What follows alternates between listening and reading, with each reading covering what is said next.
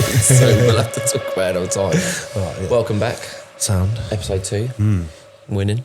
Yeah. Should we do the weekly check-in then, I suppose? It's probably How the are you? right thing to do. How are you? I think you should go first this week. I'm all right. Yesterday was a bit of a challenge. I woke up, I did my meditation and that. You was here, weren't you? Yesterday morning. I can't remember my stay. Remember you said you were like, and you were like, how are you? And I was like, I've just had a really big cry. Oh yeah, we do a lot. And you crying, went, don't we? I've had a big cry too. Oh yeah. No, that was Friday morning, was it? Was it Saturday? Saturday morning, Yeah, because I had Saturday football, didn't I? Oh yeah. We went out, didn't we, Friday night? Yeah, so Saturday, and after that, I just found the whole day I didn't want to do any of it. But I had so much playing. I had Archie, but he scored at football, so that was brilliant. Reffing his game was fun, and then went to do go-karting, and I won, which was.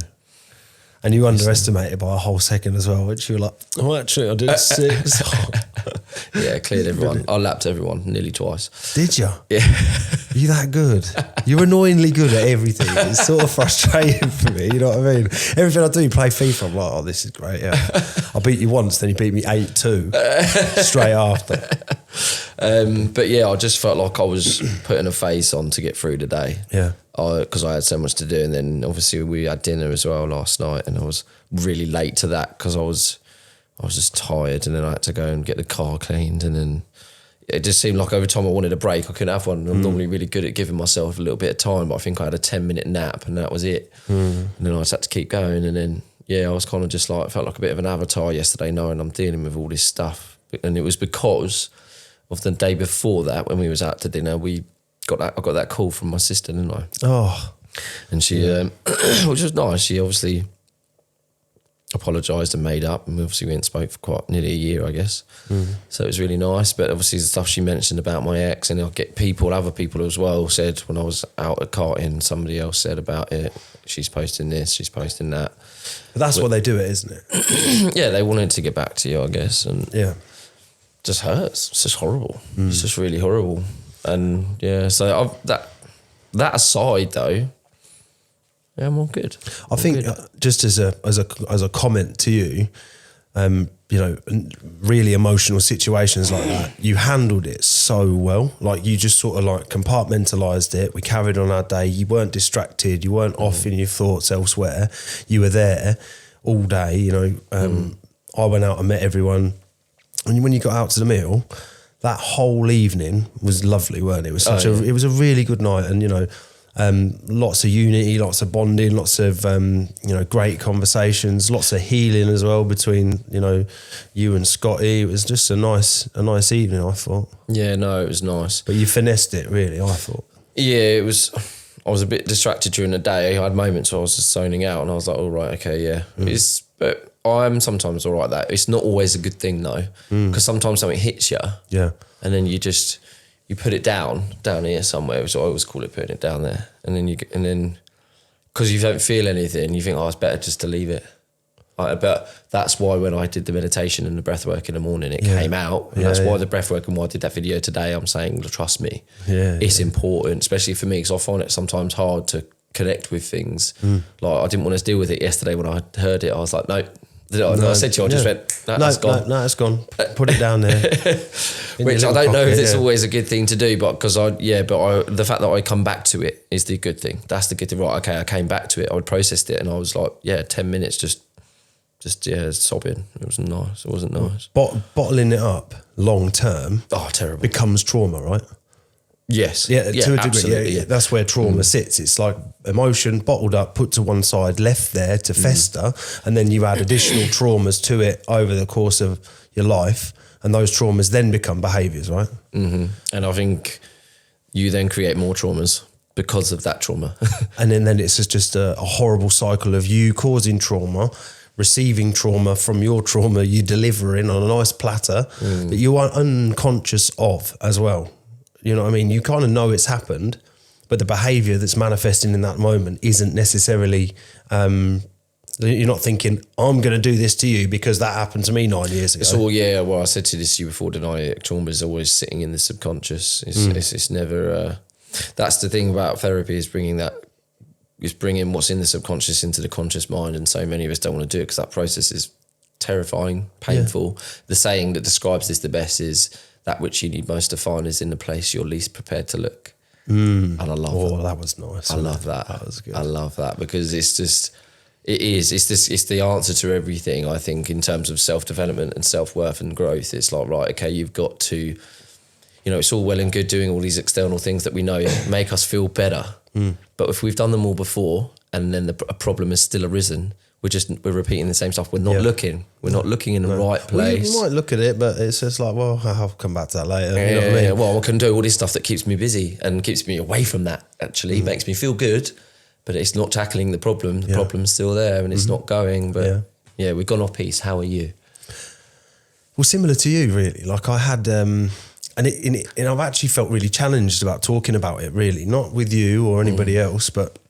You know, I've been posting a few things on my socials, and it's been hard because you think everyone's going to think, you know, and this is where again a self-worth thing comes in. You think everyone's going to think I'm a right fanny because I've mentioned the word crying, and like for me, there's different connotations at crying and different variants of emotional purging. You know, there's anger, there's fear, there's upset, and there's, you know, depression. You know, there's so many manifestations of those things. And for me, really weird.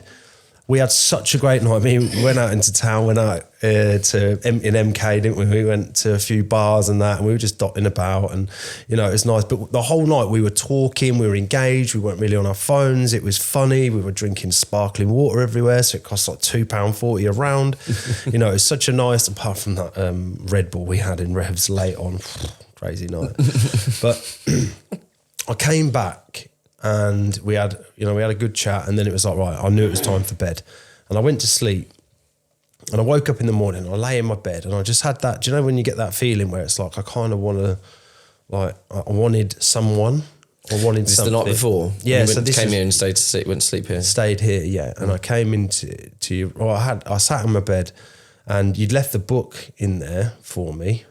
Attached? Yeah. So I looked at it and I put it on the floor and I put my meditation music on, and I tried to go through my practice, but towards the end of my practice, I sort of got a bit teary. And then I sort of, because normally what I would do is I wouldn't understand that. And I sat with it for a minute and I really tried to identify the feeling. And I think it's so important when a feeling comes up, if you can learn to sit with it and then try and understand it like it's something outside of you, because effectively it's your body's automatic response to a feeling. If you can detail in your mind what that is, it allows you to put it to bed much quicker.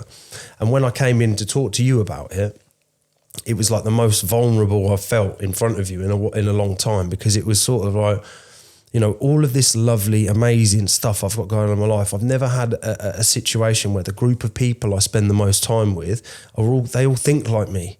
I don't feel like an outsider. I don't feel weird. I don't feel like, oh my God, why do you think and feel like that?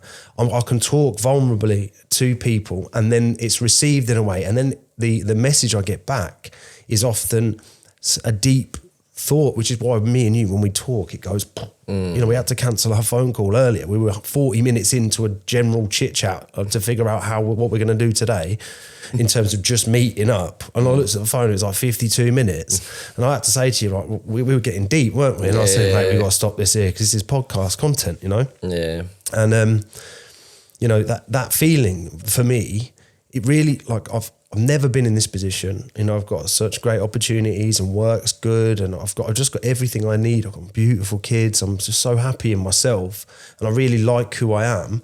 And then this unworthiness came up. Like, I didn't feel like I deserved it.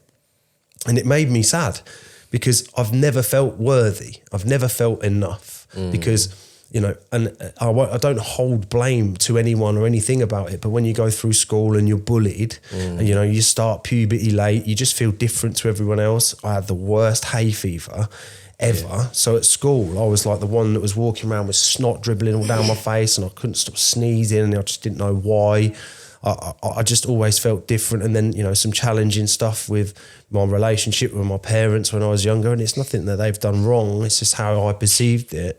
And that's just amounted to me feeling unworthy. like passively. But now I'm sort of going through this healing process. I can see it. I can label it. It's unworthiness. So how do I treat that? Well, if you find the answer is unworthiness, you have to commit to yourself to do things that make you feel worthy about you. And that normally roots from a set of actions like getting up early, doing your meditation, going to the gym. So when you look somebody in the eyes and you say, oh, I do this, I do that, you're telling the truth. You know, that for me really helps me embody the worthiness. Yeah. And I suppose I've picked a lot of that up from you as well. Again, I have I won't call it role models, but I have friends that I can look at. Like when I stay here, which is quite regularly now because I live a little way away, I get up in the morning and I expect you to be wandering around in your pants or whatever, and you never are. Like I get up, I go into the living room and I'm often on the phone, wandering around, talking to people. And I'm like, it's fucking 10 o'clock, where is he? And I open the door down here so I can hear you in your bedroom and you're doing breath work or you're doing meditation or you're doing what you say you do. And for me, I do what I say I do. You know, I get up early, I go to the gym, I do my meditation, I do all the stuff, I diet all day. You know, I make sure that everything I do is what I do.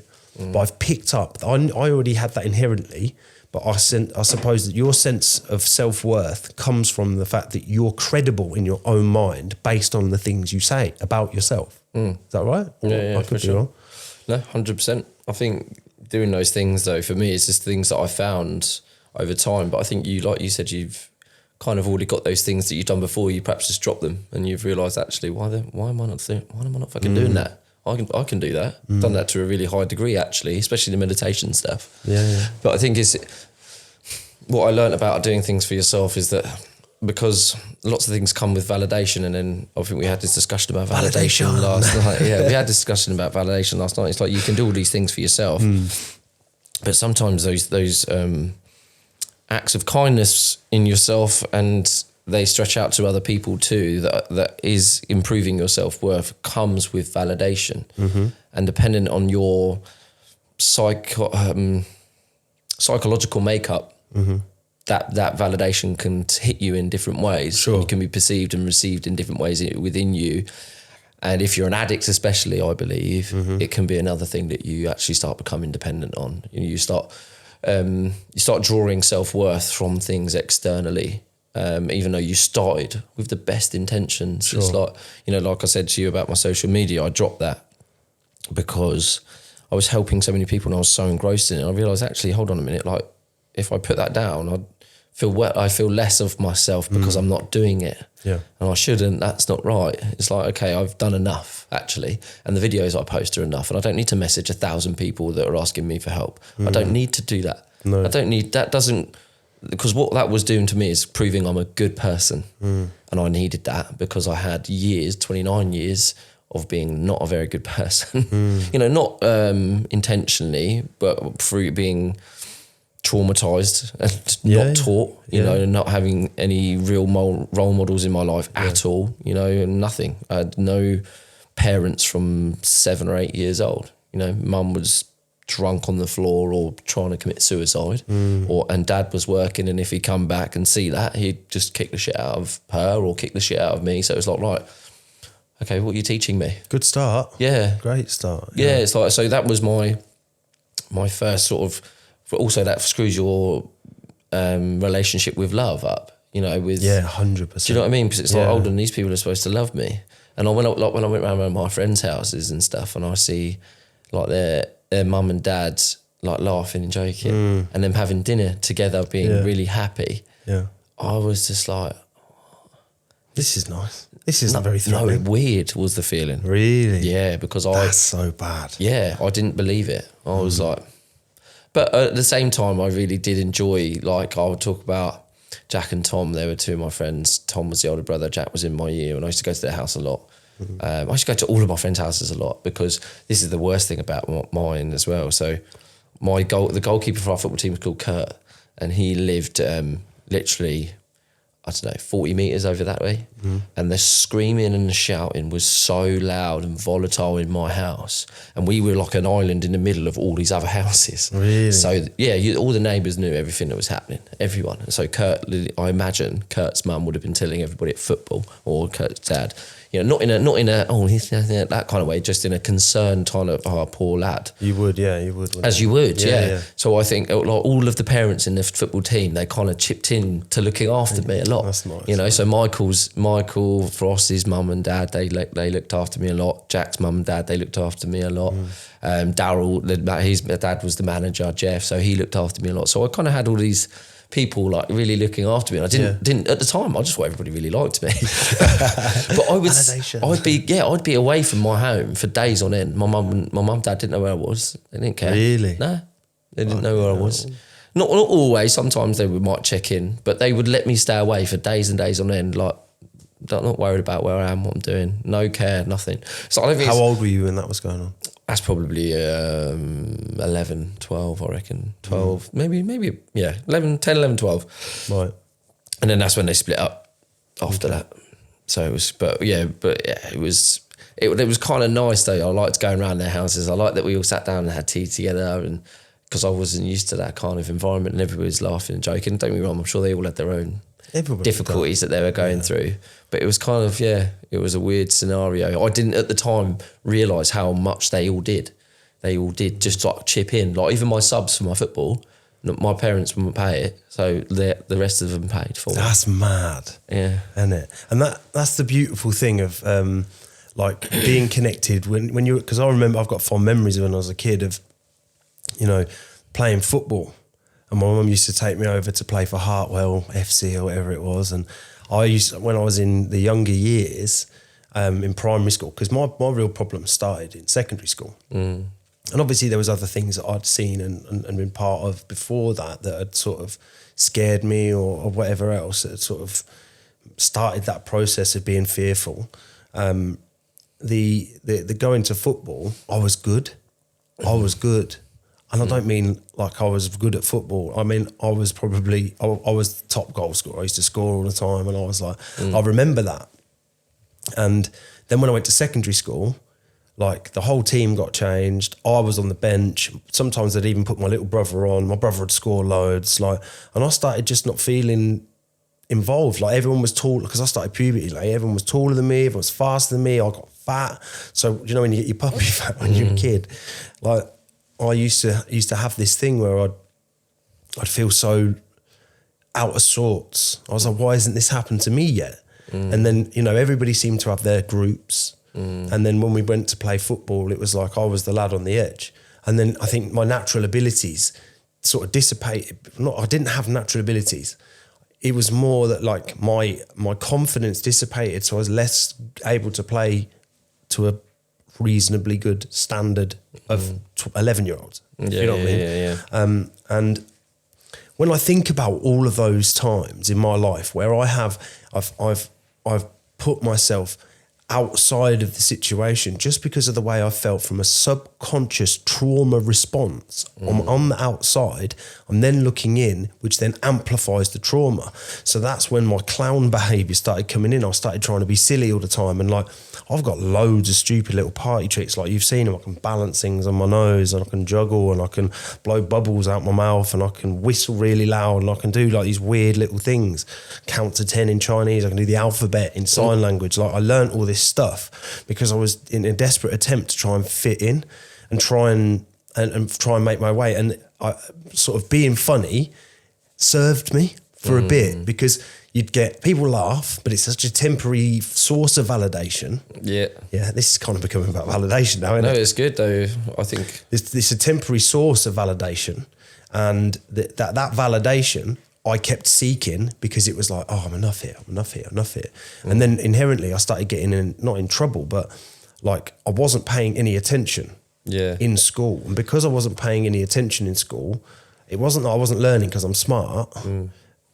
I just found that my main focus was like at lunchtime was like, where do I go? Who do I see? Where do I fit in? And I used to just dot round these big groups. And one thing, again, I don't want to rant on for ages, one thing that really sat with me, and it has sat with me for a long time, is there are always groups, and I'm always on the outside. And no matter what I'm doing, like people, I went through years where people really wouldn't ring me because I wouldn't go out because it was like I always just wanted to be part of a group. Yeah. And sometimes I try and integrate myself a little bit, and a few people call me backwards and forwards, and then it would just die out. It was never like that close relationship or bond.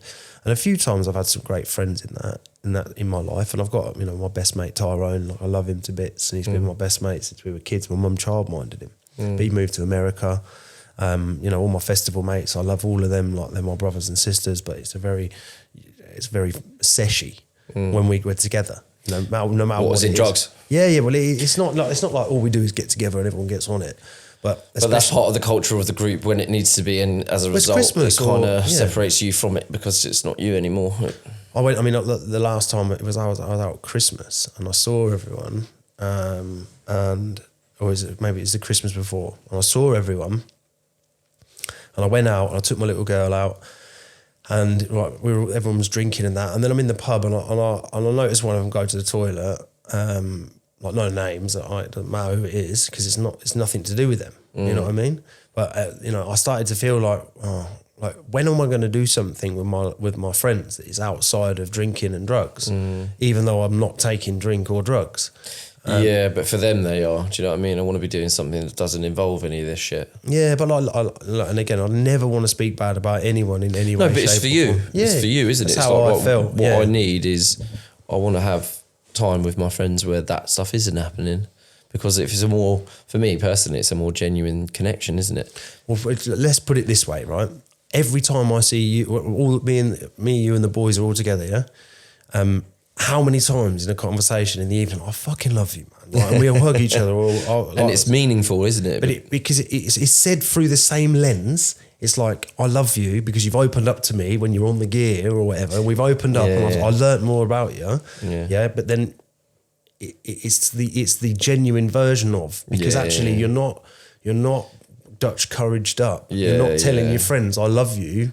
Like I say every phone call with all my friends now, I love you, bro. Love you. I know it sounds a bit wet, but I don't think so. I think it's important, especially for men. I think women do it all the time, but men perhaps have been conditioned by our society and our culture within Britain that we have to be tough and we can't really say I love you. But I think those days are slowly phasing out, aren't they? We're becoming more of a hybrid man now, because we have to be for women, especially because we have to take on different responsibilities than we did 50 years ago. We have to be emotional.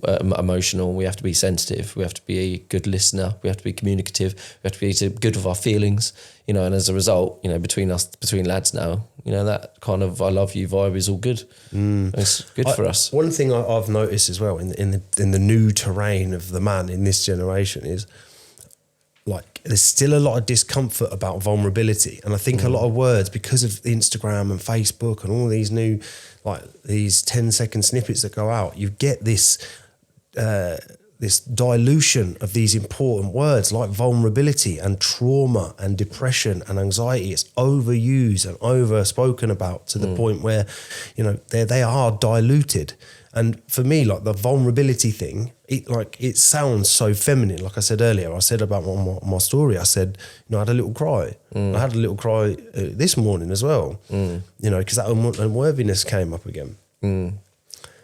But that side of me is something I'm not scared of. And that to me is one of the most brave and liberating things, because I can still go out in that world now and I can close a deal.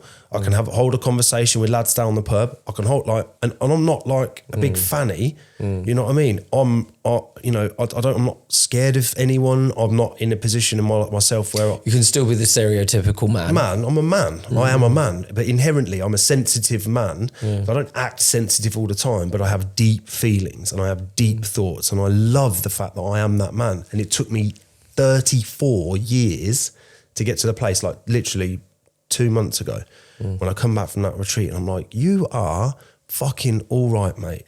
You don't have to worry what anybody else thinks about you. You don't have to worry about how you're acting. The people that are right for you will stay by your side as and when you need them, if you are maintaining a level of trust with those people, a level of effort with those people, and a level of comfortability in yourself. So even in the vulnerable moments, it's like, oh, I'm here for you, mate. Because, sorry, I'll finish on this, it's so important, I believe, for these days, is if you are going to be a useful part of a community, is you can seek help, but that help has to be acted on after, so you don't need to seek that help again.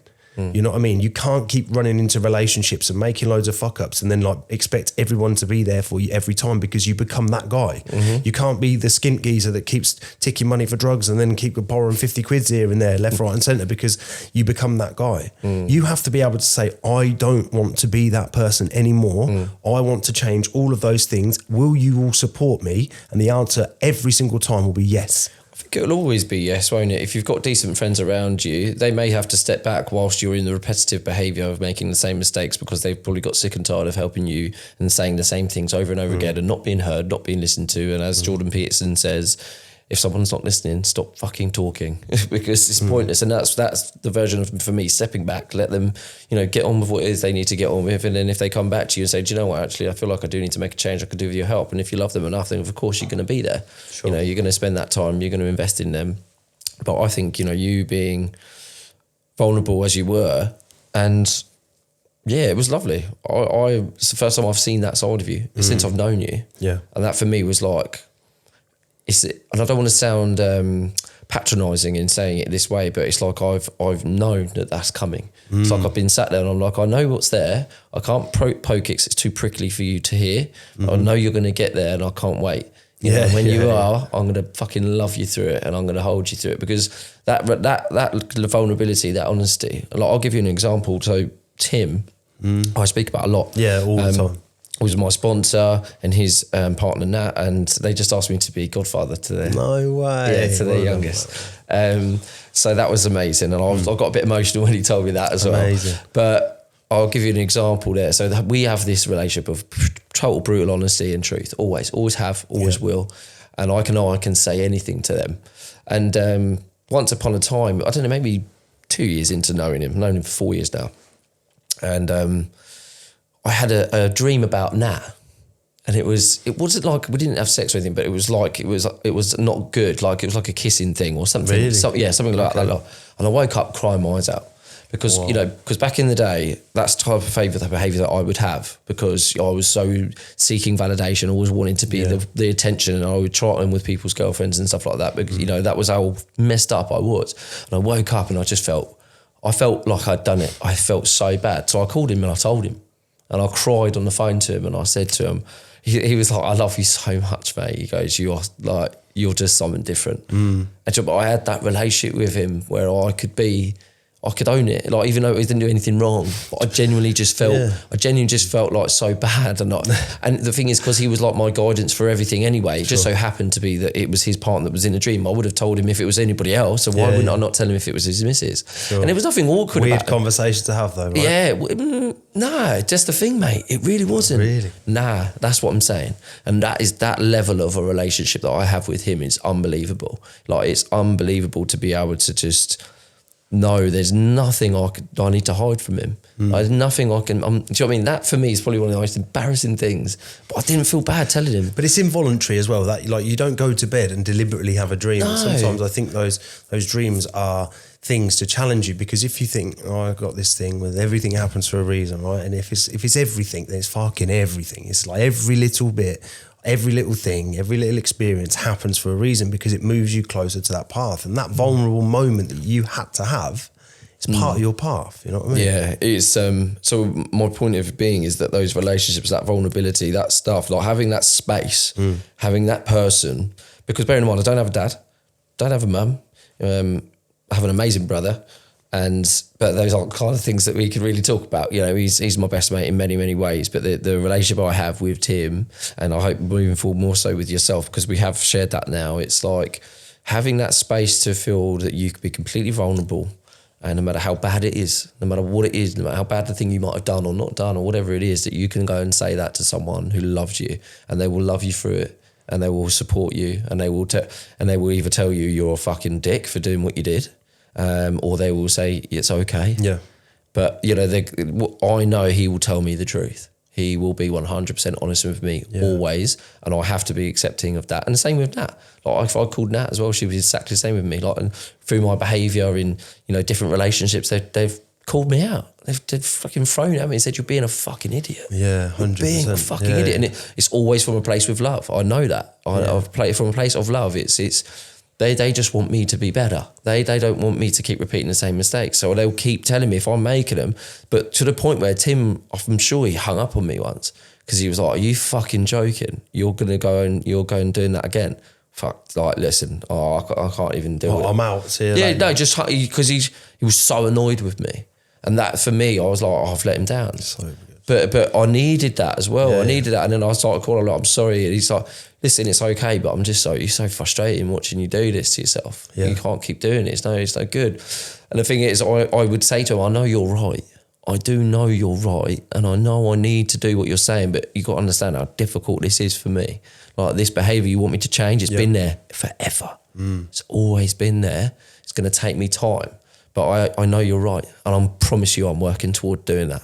And he's like, okay, I've got you. Do you know what I mean? So it's so lovely to have that trusting friendship and that relationship where you can be honest and vulnerable and do totally yourself and know that they've always got you. They've always got your best interest, but you got to trust them. That's the other thing. You know, you can't fight with them. You got to believe them 100%. You got to believe them. You got to believe that if they're saying something that isn't nice for you, that it's a good thing they're saying because they know it's hard to say. Behind it as well, like, so you could say something to someone and the intent behind it, if it's like, look, I love you, but you're being a massive bellend, it's different. You fucking twat. What are you fucking doing? You know what I mean? It's like, I love you, and I understand what you're doing, but it's really wrong. You know what I mean? And there's a different lens that can be, and sometimes people struggle to even get it out in that way. And I think that's where a lot of, you know, parenting stuff comes from. It's like, I love you, but I can't articulate this feeling. It's too complex. And one thing I got out of our conversation the other day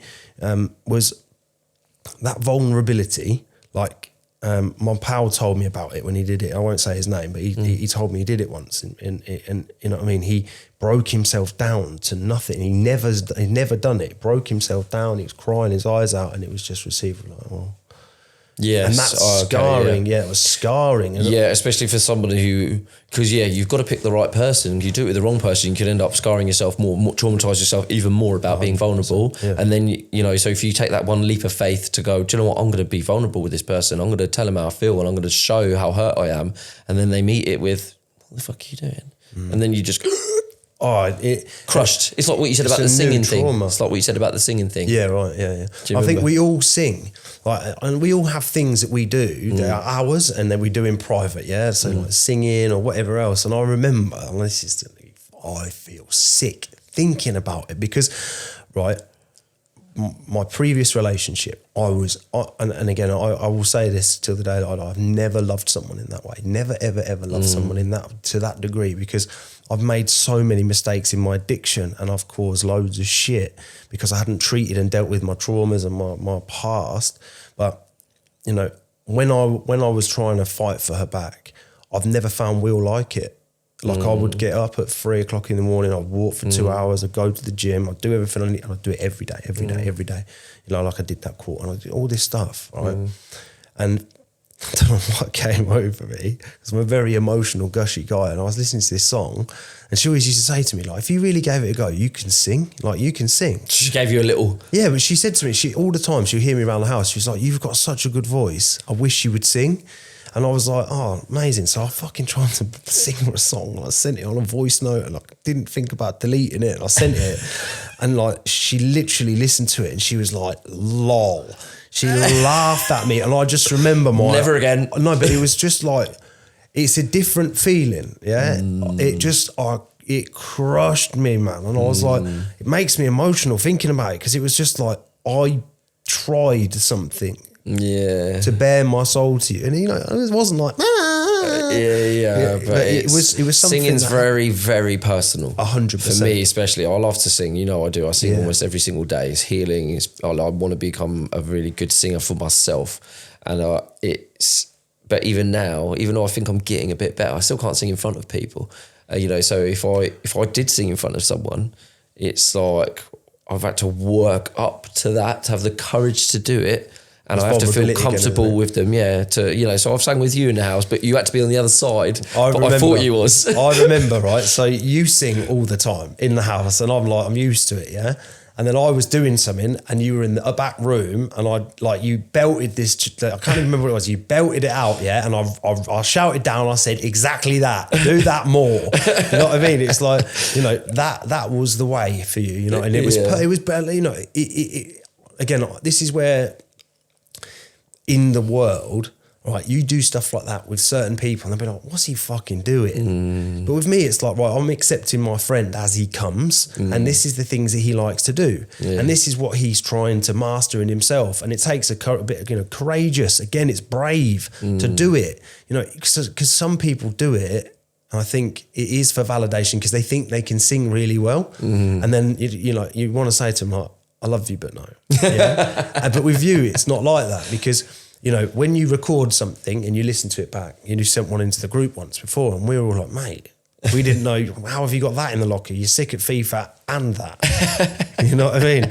Like, but... It's hard. I have to keep it. I don't know. I don't think it's something I'll ever be able to do in front of people, but for me, it's up there with meditation. It's up there with breath work. It's up there with cold water as one of the most healing things you could possibly do for yourself. I don't know, you love to sing as well, but yeah, it's a different feeling for me. So I don't love it in the same way that you do. Like I don't revel in it. Like occasionally, if I listen, so I've got 3 types of music that I listen to. Yeah. Right? Yeah, I know one of them. We know one of them, but that to me is something I can't explain to other people. I didn't choose it; that life chose me, innit?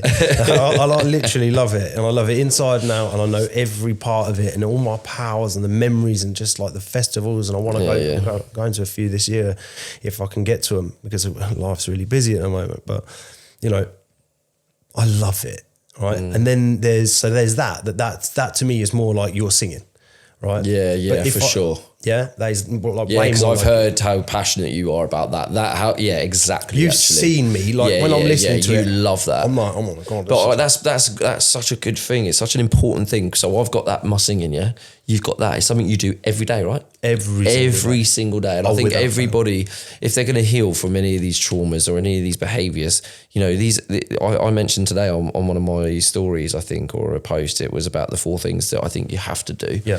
But I probably should have mentioned a 5th one, which is a passion that you love, that's yours, it's not for anyone else. It doesn't necessarily give anything other than joy to yourself in your own space, and do it every day. How many undiscovered passions are there out in the world that people are too scared to explore because they're worried what other people are going to think? Yeah. And you can tap into that. You don't have to be an expert at it. No, you don't have to be the best in the world. It just needs to be something that fulfills you. Do you know what I mean? I'm not the best singer. Don't get me wrong.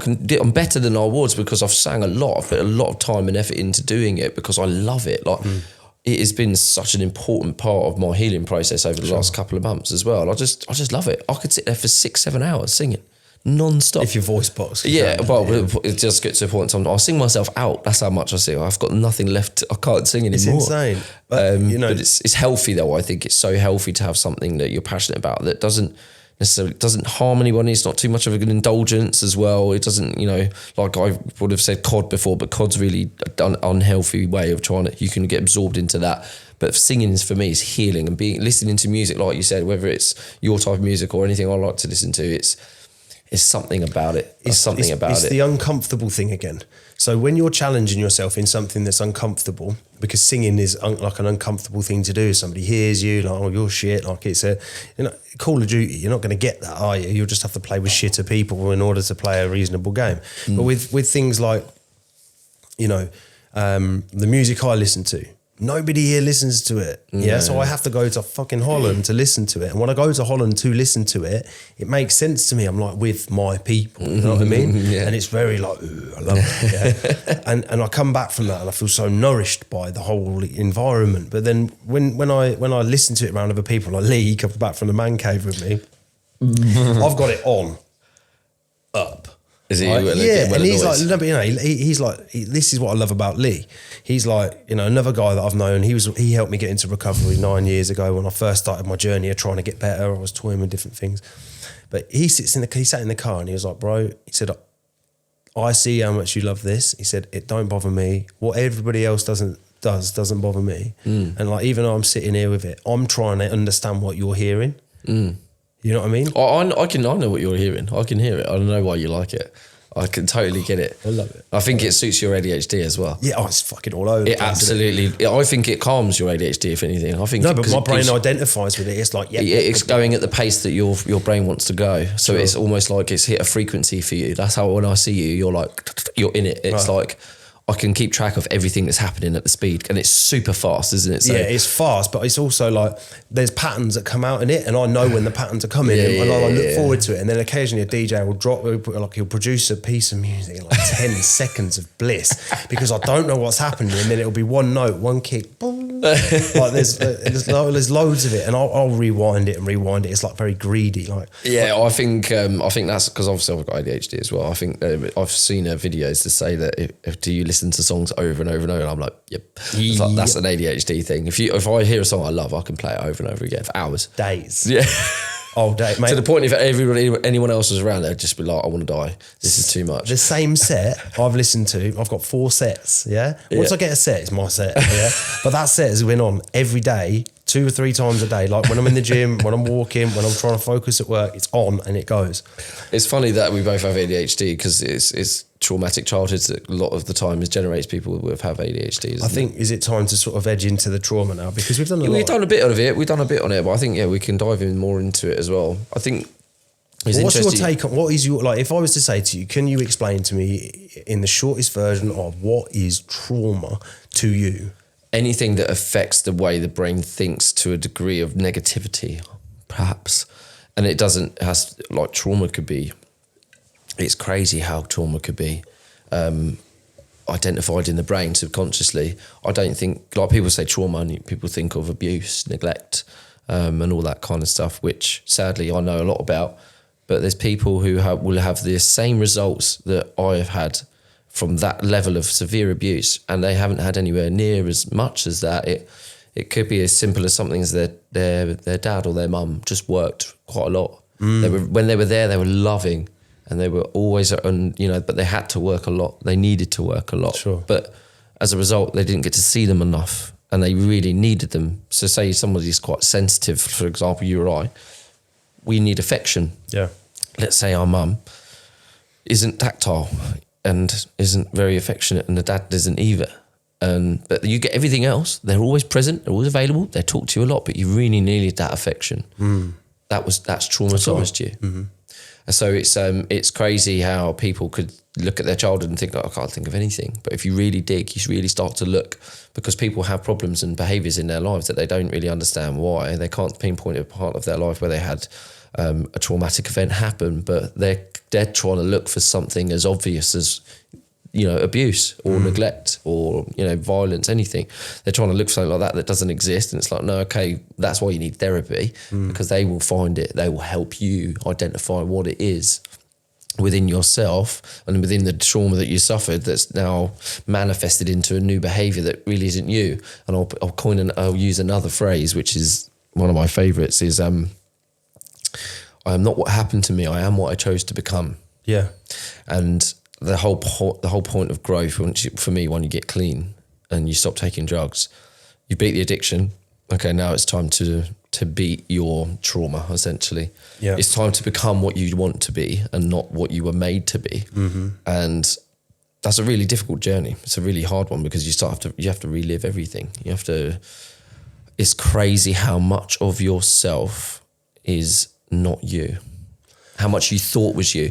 And I would challenge that there's lots about me right now that still isn't me. And I think observing you as well, there's things about you that I know that will change, that you identify as you right now and that you're happy with, which is unbelievable. But eventually you're going to go, that's actually not me. I actually don't need to be like that. And I'm only like that because this happened. And it's when those light bulbs go off, oof, that's hard. That's so hard. It's such a beautiful way that you put it. And for me, like, because when we look at trauma, right, trauma inherently comes with resentment. And the resentment is tied to a specific situation, which you then build a story around in your mind as to why I'm this way. And then it's this game, blaming everyone. I did this, you did that, you did this to me, you did that. And then you're in a perpetual sob story cycle of like, oh, this happened to me, that happened to me, and I never got this and I didn't do that. And then what you do is end up always projecting that image out into the world, and that becomes who you are. Yeah, well, you end up being somebody you're basically making excuses for your behaviour. And you're saying, well, they did this to me. 10 years they ago. did that to me. It's like, okay, well, that was fine when you were a child, but you're not a child anymore. You're an adult. And back then you could excuse being a little shit because you were being abused. Fair enough. Yeah. Okay, you were 10. You didn't know any better. But okay, you're 30 now. You're still behaving the same way in a more adult way, but exactly as you was as a child. Now you've got to take some responsibility. And this is the hardest thing about trauma, a lovely saying that I think I might have coined, by the way, which is, it's not your fault that it happened to you. It's not your fault that trauma happened to you, but it is your responsibility to fix the damage it caused. Sure. That's the most unfair thing about it. It's the hardest thing to accept because it's like, it's not my fault I'm like this. No, it isn't actually your fault you're like that, but it is your responsibility to stop being like that. You have to accept that. Yeah. I mean, for me, healing your trauma and becoming the best person that you can be and becoming your true authentic self is the meaning of life, because the meaning of life is ours. It's mine, my meaning of life. My meaning of life is weird Dutch music and bloody deep conversations and love and romance and bloody, trips abroad. Like, I've got my own thing that I like to do and I like to be. So my meaning of life is going to be different to yours. Yeah. Oh, what was that? That's your phone. It's still on. Do you want to turn that off? I think that the definition and the meaning of life is to go through your own traumas and become the person that you're supposed to be. Because if you think about that generational leap, it just keeps moving down. And actually we've just got a long trail of unhealed people. And all I think for me right now is I want to become the very person that I choose to be, based out of the things I know in my heart to be true. And I give myself the best chance of doing that by finding out the stupid behaviours that eliminate the possibility of that happening. I can't move myself into a place where I am successful in the right that I want to be. I can't have the family that I want. I can't have the job that I want. I can't have the body that I want because I can't commit to the things that I need to commit to because my stupid behaviours lean on food and emotional support and validation and love from women and love from other people and like seeking something outside of me always. And I always got asked by my ex-partner, she said to me, why is it you can't be happy with what you got? And it is nothing to do with not being happy with what I've got. It's that I have lived my life like a fucking scumbag for years. I want to achieve the things that are important to me and I want to take my family with me. I think it goes further back than that too. Sure. I think you say you've lived like a scumbag for years. That's one of the reasons. I think it's not the primary. The primary is before you were acting like a scumbag, you already felt worthless. 100%. And it's like, so, okay, I done acted out in all these different ways because I didn't really understand why I felt worthless. I don't understand why I didn't love me. I didn't understand what was wrong with me, but I knew there was something wrong with me, and there is something wrong with me. 100%. And there was another. I said the thing is with trauma is normally dealt at the hands of people who are broken and traumatized themselves, but what that trauma does is make you think there's something wrong with you. The problem with that is that there is nothing wrong with you. There's something wrong with them, which means there was never anything wrong with you in the first place other than what they inflicted on you. And then when you get that, it's like, so there isn't anything wrong with me. But then you felt that way since 5 years old. Okay, just because I know that now, I don't suddenly unfeel that. I still feel that. And it's like, right, okay, how do I heal 29 years of feeling worthless and not good enough and like there's something wrong with me? I've felt like that anyway since I was 5, plus all the horrible shit that I've done throughout my life because of that stuff that happened to me that built me in a way that was wrong and made me have zero morals and no trust and hated people, hated the world. Yeah. So I was just destined to go and destroy it as far as I was concerned. Yeah, that was my genuine consensus of life was fuck everyone, fuck the world. I'll hurt you before you hurt me. Yeah. That was how I saw things, and it was obviously a horrible way to think, but that was what I saw. Right. It's what I know. It's what was all I knew. So it manifested in so many different ways, but then eventually it sort of went into the drug area as well, because that's why I started doing it. I couldn't keep friends because I kept doing dishonest things. I kept doing things that made people not like me. You know, people would get really close to me and have really great friends. I'd have like one really good friend. You know, I mentioned Jack earlier, he was one of them. And then I think I did something that pissed him off. I think I might have tried to kiss one of his girlfriends or something like that, or I did kiss one of his girlfriends. Then that was that friendship over. Then another friend called Ross, he was like dating this girl. It was when MSN just started. And I ended up messaging her on MSN and trying to chat her up instead of him. It's like, what's wrong with you? It's like, what are you doing? It's like, this isn't good. And then I think he'd split up with one of his girlfriends, and then a day later I slept with her. Like, that was like 5 years later. And it's like these behaviours kept coming out, and it was like, and I think the night before I walked him home because he was on crutches. So I was at a party. He's weakened, let's get her. So I was at a party with him and I walked him home and I was like, I love you, bro. Because I didn't want to go home on his crutches alone. Walked him home, back to the party, and then I sat with his girlfriend. It's like, what's wrong with you? Obviously I was drunk and intoxicated and I was a 15, 16-year-old boy. I acted like a twat. But underneath there was something going on. There was something about my behaviour. But the thing is, all these things piled up over years and years and years on top of the already self-hatred that I had from my, you know, suicidal mother to my abusive father. Excuse me. It compounds itself into something so forceful inside of you that and then it's buried deep and it's protected, and it's like, right, you can't get near it. You can't get near it, and you've got to peel back layer after layer after layer after layer after layer. It's so much effort, and it's so much time, so much effort. But if you want it enough, if you want to be rid of these behaviours, you have to do it. There's no other way.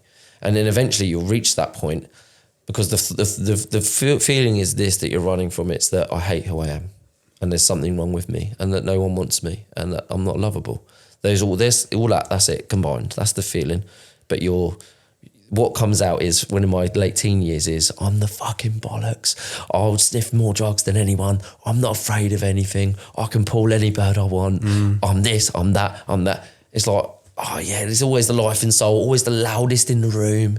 And it's like, that was the person I'd created to protect what was underneath. And what was underneath was a scared boy that felt fucking worthless. Yeah. All along. And the show has to go on. You know, you continue the show, and you know, I think I identify so much with what you said, because I'm very the same. You know, I accidentally got involved in loads of stupid shit, and I was trying to be somebody, and I was but I was just fucking scared the whole time. And I think, you know, what I find interesting about this conversation is, we've got so much likeness about it, but when it comes to like how you felt about what you said you did in the past, along with all of the other fucking shit that both of us have done in the past, right? If I look at it now, right? So the guilt and the shame, what I have to do is take empathy and view myself empathetically and be like, you didn't know any different, and that's fine. You do now, so from here on in, it's your responsibility.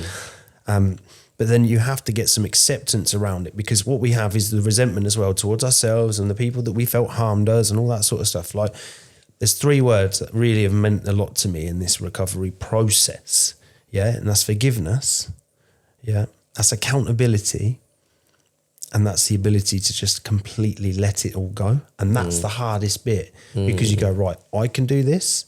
I can see what you guys did. I can accept it. Yep. And now can I walk away from it? And I've never been able to do that until just recently, when I had a conversation with my mum, and it was very reminiscent of all of the fucking conversation we've ever had in the past. Like, I need you to do this for me, or you never do this for me.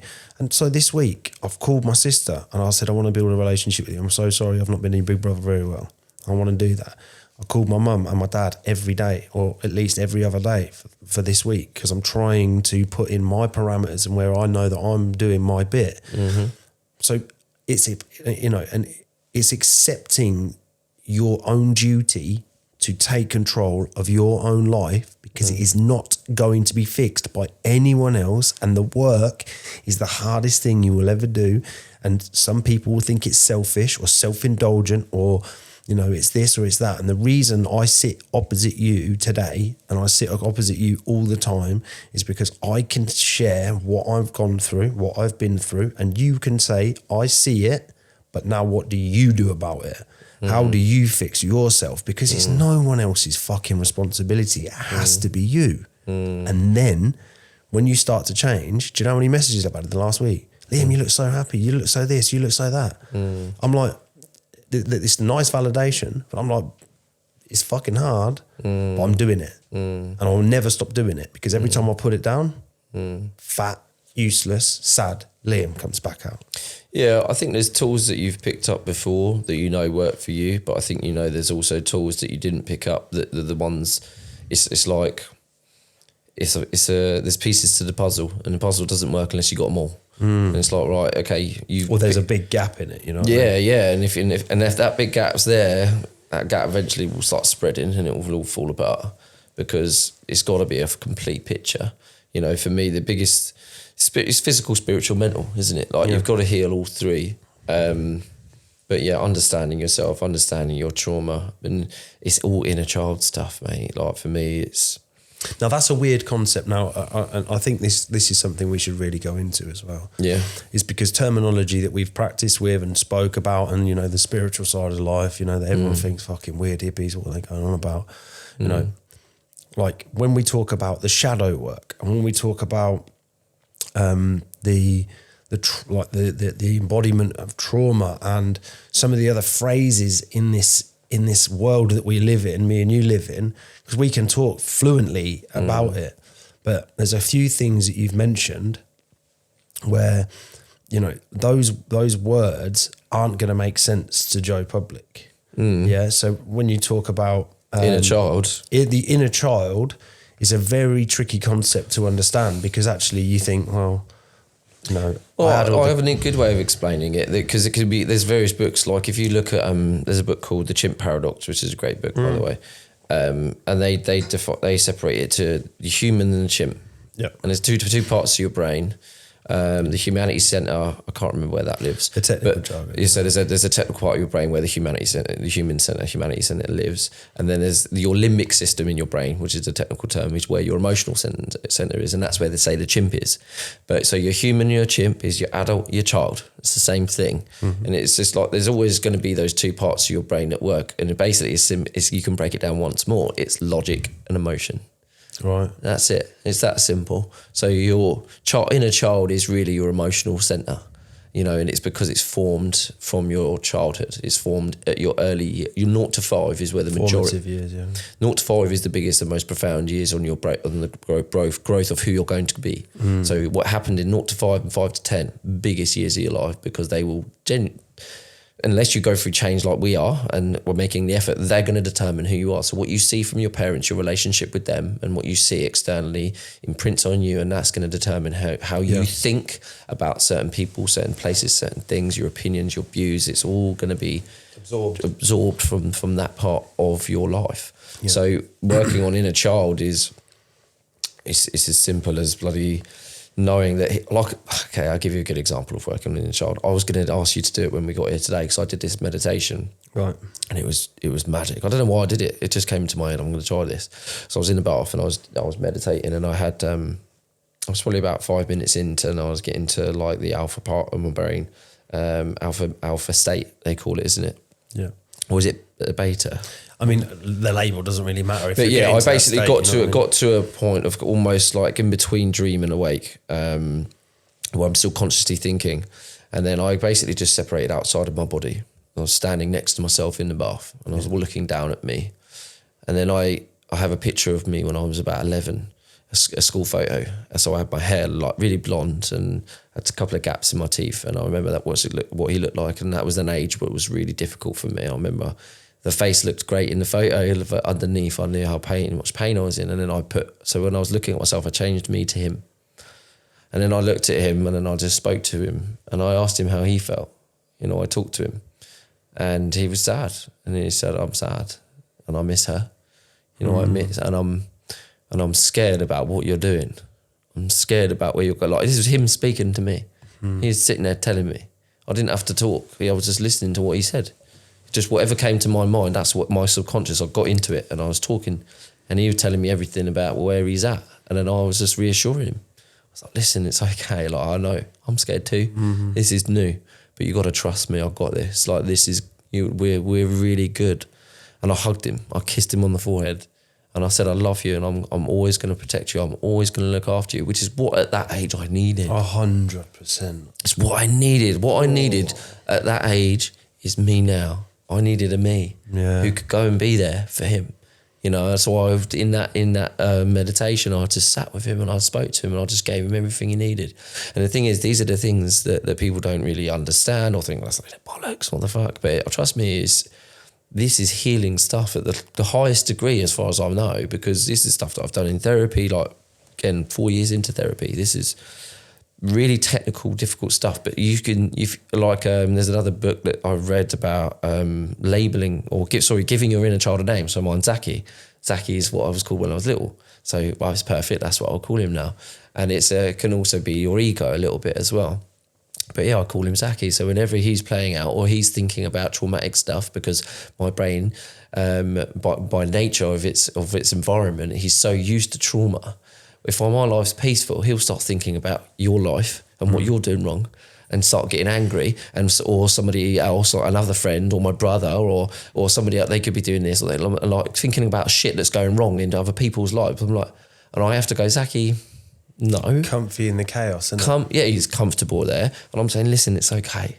Let's just be here. We don't need to keep doing that. Sometimes you have 5 minutes in that space and sometimes he might have 10.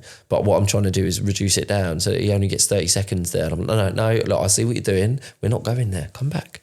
You know, so it's having a relationship with him, nurturing him, and being his adult, being his parent. Well, you helped me see that, because let's say we go back to the instance, you know, a little while ago, a short while ago, where I love bombed. Yeah. Mm-hmm. And you were trying to, like, it really provoked me because it had never been something I'd thought about. And you were like, that's the child in you. And I was like, well, I don't know what you fucking mean. And I've been involved in this stuff for years. And I never understood it. But when you explain to me, like, if you imagine a child that's got that likes someone, you're going to chase them around, you want to play with them, you want to talk to them, you want to, you know, I've bought you this from the garden, I bought you a daisy from the garden. You know what I mean? You know what I mean? I got you my sweeties. You know what I mean? And like when you're older, you've just got, you've just got different things at your disposal for the same behaviour. I can drive there and give you something. Yeah, you know what I mean? Yeah, exactly. As opposed to, you know what I mean? I rode my bike here and I got used to my last 5 Skittles. Yeah. You know what I mean? Which are a bit sweaty in my pocket. But it's the same thing. It's the childlike behaviour that you exhibit. And when I started really thinking about it, because I've read the Chimp Paradox and I didn't really identify with it too much because everything's different for everyone. But it really twigged with me, and now I start to see my behaviours. And you and I know the last 2-3 weeks has been challenging for me because I got like yesterday when we were out for food. Yeah, we had a bit of there's a moment where the conversation reached a point where it was difficult, and I don't like being told I'm wrong. Because every time I've made a mistake or every time I've felt something about my future, like I want to do this, I want to do that, I felt like it's just not been supported or cared for or looked after or like accepted by anyone. And then I've had the feeling of that I'm just not heard in how I feel. It's like that almost embodies itself in this weird behaviour to me that then makes me feel, how do I put it? You don't hear me and I don't like it when you resist me, and that makes me cross because you're not listening to how I actually see the world. My truth is I want to build something, make something successful. That's my truth. And you're telling me that's not going to work or that's wrong, you know, or like I've done ayahuasca. That's what the conversation was. I know the truth, you know, and I've had loads of people say to me, it's mental. You're mental. Now that is mental. It doesn't work. And I'm like, I've done it. How are you telling me something doesn't exist or does not have the effect that you're saying it does when I've done it? Yeah. I've been through it. I've experienced it. And it was like when I'm not heard and I'm like, it's almost like somebody's told you they've painted that wall there red. You know what I mean? And you're so certain. Like I know it's red. Yeah. I know it's red. But you're like, listen, mate, look, like it might look red, but actually what it is the light reflecting from here and here, and it's actually orange. And you're like, no. Like, I painted it, the tin said red. Do you know what I mean? You can't tell me. I went to B&Q, bought it myself, put it on the wall. I think we all have a level of defense around certain things, certainly being told we're wrong. I think it is something that I personally don't like within myself. I don't like that I can get defensive very quickly. It's an insecurity as far as I'm concerned. 100%. It's just being insecure. So you get triggered because somebody's telling you you're wrong, and you believe wholeheartedly that you're right, and you almost think that there's actually no way I can be wrong. And somebody's going, you're wrong. Yeah. And then when you actually with certainty as well, it's like, no, you're wrong. And I'm like, yeah, but then you kind of have to try and find a way of going, okay, I need to listen somehow.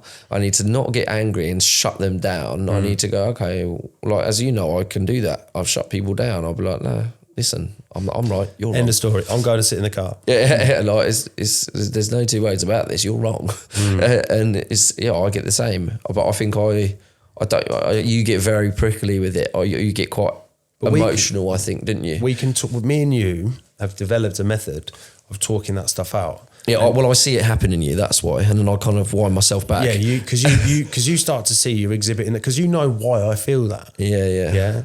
And then so you go, okay. I reapproach it in a different way. But then, like yesterday, what I had to do because we've got Matt, Craig, Craig, Hannah, and then there was you and Scotty. Yeah. And we were talking, and I just shut up for a minute. And I sat there and I was looking around and I started to process the information of how I felt. Then I went out onto the balcony and I went out and had a vape on the balcony, and it was a beautiful canal, and it was like there was two boats there, and I was like looking out at the sky and that, and I like the stars. I like looking up at the stars. I was looking about, and then I looked down at the boat, and there's one boat called Alpha, and then there's another one called Dreamcatcher. And I was like, this is so weird, man, because what we're trying to do, right? Me and you are very, very not success orientated, but in our lives, because of our past, we have this big thing like, I'm going to be successful. It's like, I may not have done it yet, but I'm going to get, you've done it. It's the alpha thing, isn't it? Yeah, but then that's what I was saying. It's like the alpha dream catcher. It's like, I'm not trying to be alpha. I'm not the fucking top gorilla that's going to run around banging his chest on everything. But I promise you with 100% certainty, I will make it to where I want to go. And it's not having millions of pounds in my bank. It's not being able to have a yacht in Marbella. It's having the life that I choose to have. It's interesting that you link that feeling to that. So all I was doing was disagreeing with you. And by me saying that, it's almost shattered your entire existence by saying you're never going to be anything. You're never going to achieve any of that. Because that's what you've gone out, isn't it? So you've gone out and walked out and gone, I am going to achieve all of that. I am a dreamer and I'm going to get those dreams. So he can fuck off. It's like, hold on, I never said your dreams aren't going nowhere, bro. Yeah. That's what you've, that's your emotional response to the situation. Because like you said about, it was almost like when you were younger, you were told that. You were told you're not really going to, you're not going to be these dreamers. That you stop dreaming, basically. Stop being so this, just go and get a job. Go and just do that. That's kind of the norm. That's what you have to do, which is probably what a lot of parents say is you just need to go and work 9 to 5 because they don't have huge ambitions and they don't really see the point in you doing it. It's not to say they're trying to neglect you of having them. It's just different ambitions. They've got different ambitions and they've got different life goals, and I understand that. And I had to take a long time. I'm like, you lot don't want to do what I'm doing, so you lot are all shit. And actually what it is like, no, you're different, and I respect your life and I respect how you've got to where you are, and I respect you as people. I'm trying to find... Do you feel like you'll ever get that? Yeah, I got it today. Oh, really? Yeah, I spoke to my dad, and my dad had that burger van for years and years and years, and he ran it, for a long time, and like just going through one season, so the winter and the summer. Yeah, winter, it's freezing. Horrible. Yeah, horrible. But then you've got to get the grill to heat up, and you've got to cook on it, and then you've got to fucking serve loads of people, and sometimes 25 people turn up at once, and everyone wants their food yesterday, you know what I mean? It's like they want it now, and it's like, I physically can't cook it because every time I put cold meat on this grill, it gets cooler. So I have to then wait for it to re-warm up, and it's not the best. You know what I mean? And then, so I've been through his life for a year, which he did for 20 years. Yeah, and my nan gave that to him 18, like she had it for even longer. It's like been in the family for fucking decades, right? I had it for a year and I was like, nope.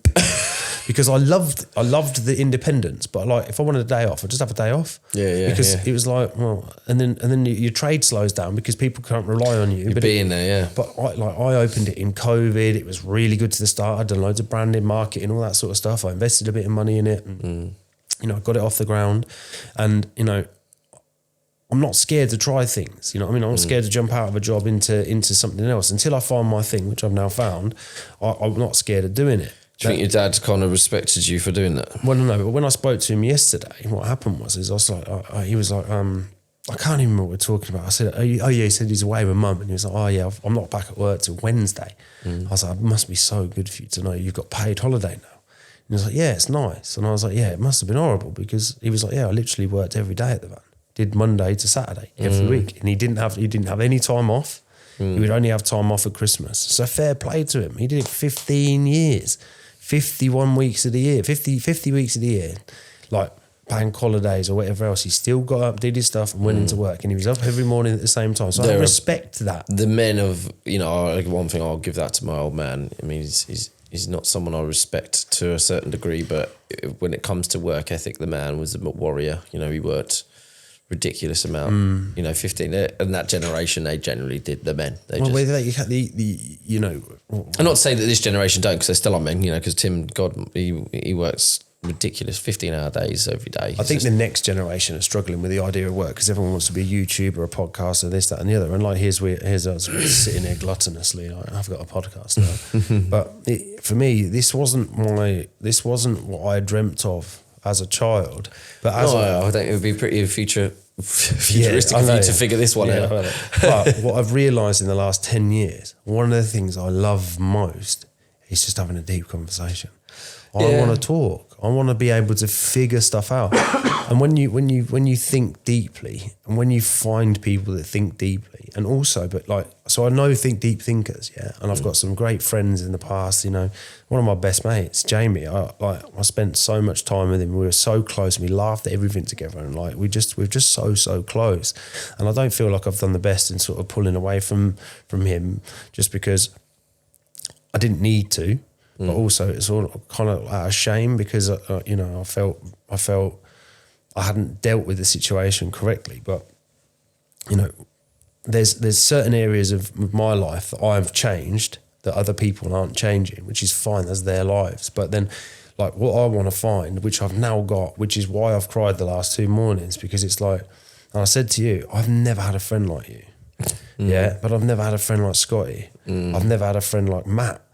Like, Matt will discredit this, or not discredit me. I think he doesn't know how important he's been to me in my healing journey in the last 2 years. You know, he's guided me down the path of the medicine, and he's a smart guy, man. And he slotted right in lovely yesterday with everyone, didn't he? Oh yeah, he's golden. He's really a lovely guy. But then you've got Craig. Like, I just love being around Craig, and like, you know, the light that's in his eyes, and he's just such a great guy. And Matty as well. Like, I've just got this network, Lee, and like all of these beautiful people. I don't want to miss anyone out, because I don't want people to think like my mate Coots. I went for a walk with her earlier.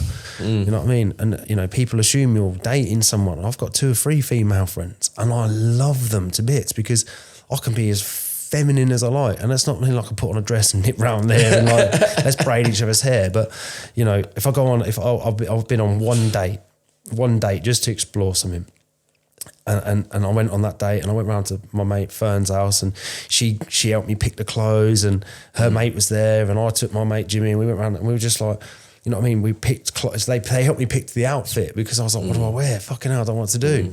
And it's just lovely to have all these connections in my life that are so wholesome, and it's all of it. It's like they like me for who I am. They respect the person I am. They think what I'm about is great. Like and I don't say that out of an egoic sense. Like, I still find it hard to believe. Can I ask you a question? Please be nice though. You're not going to like it. Oh, brilliant. You know. You might not. It's not that you're not going to like it, but I don't know if you're going to know what I'm going to expect as an answer, and I don't think you're going to agree. No. So, do you think the emotional states you've managed to reach over the last couple of days, which have been beautiful, powerful growth, do you think if you had an intense distraction in that of a girlfriend or a pursuit of that, similar to maybe the one you had a month or so ago, that you would have still reached that place? I like the way you've shoehorned that one in. Because do you know what? I like the question because I've got a response to it. and I'm saying loads of extra words so I can think about the response while I'm joking. Giving yourself time. Yeah, I'm buying lots of time. Take your time. No. I've got it. It's the truth. I've only got the truth. You know, at the moment in my life, because I have all of the things in my life that I feel are ready, and I think you can agree with me, I'm pretty fucking okay in myself 99% of the time. What I'm finding is I'm challenging certain areas, right?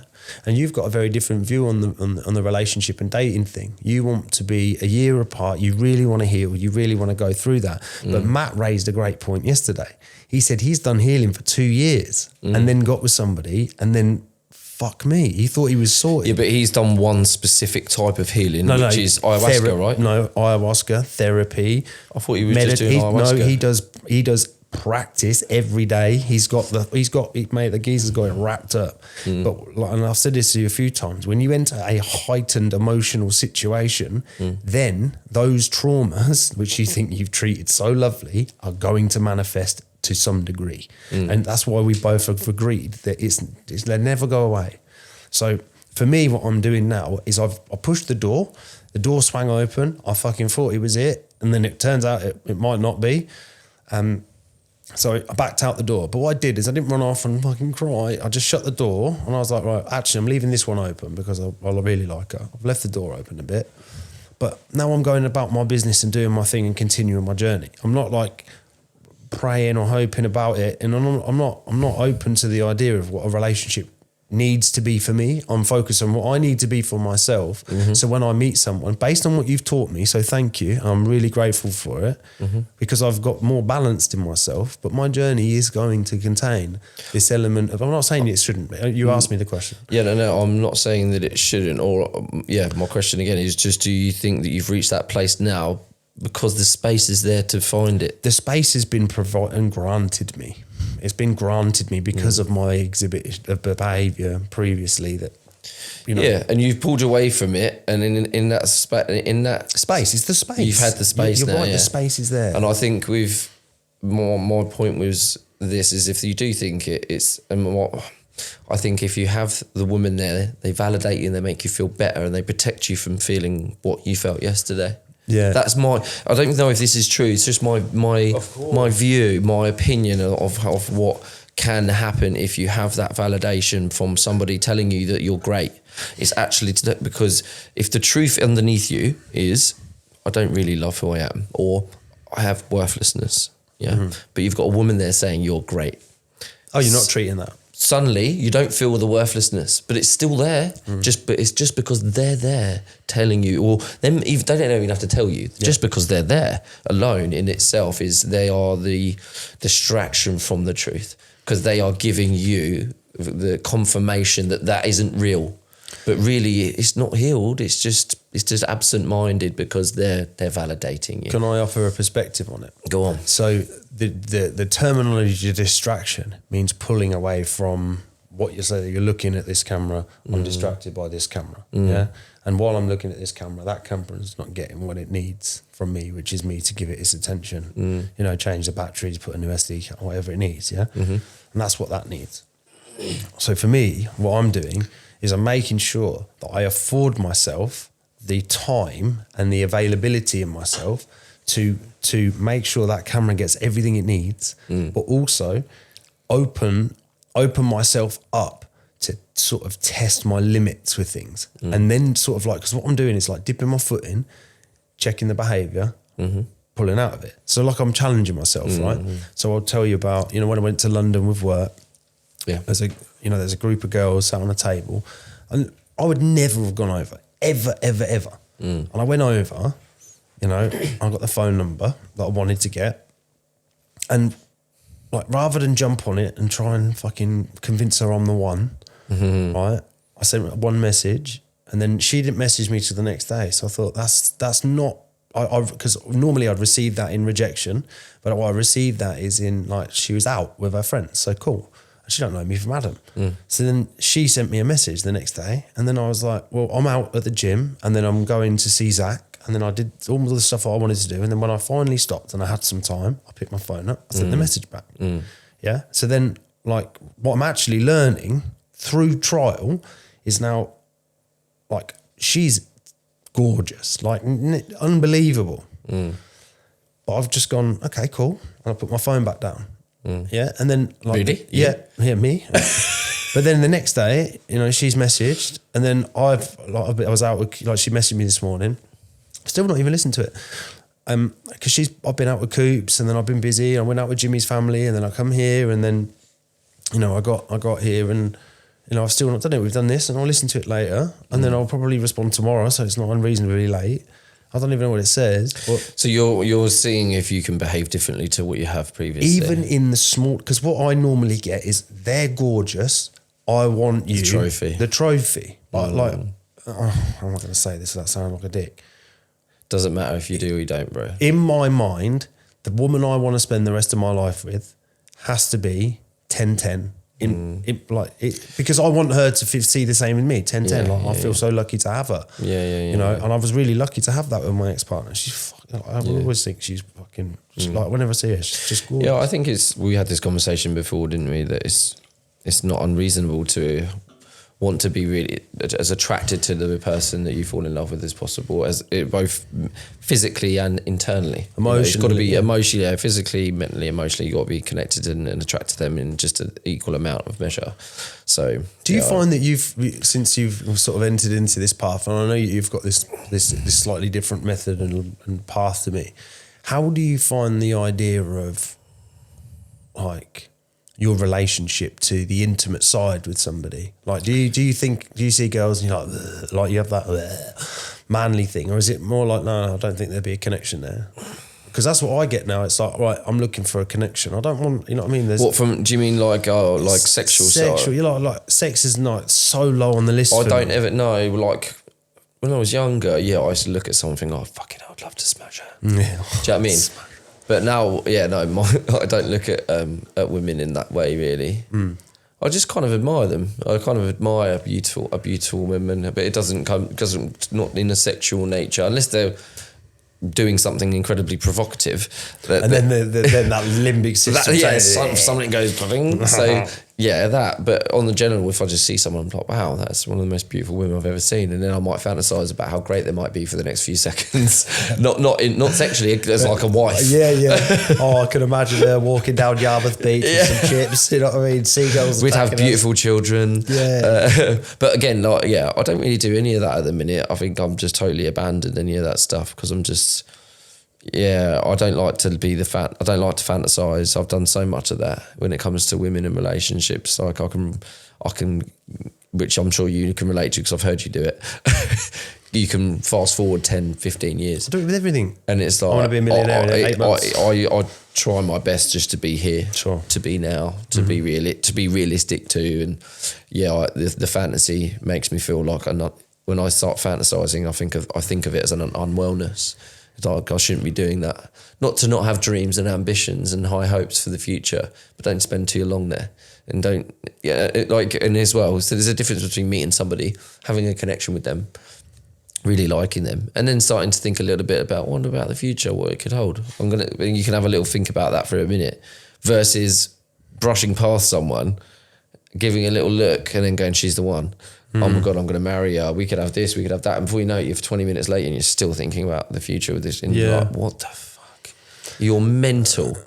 Yeah, you're right. Do you know what I mean? So there's a difference, whereas if you go on like a first date or you've met someone and you just have a really lovely connection and you start having a little dream about them, but you can wind it in. You don't get too lost in it. You can stay here and go, do you know what? She's just lovely and I really do like her now, and that's it. That's all I've got.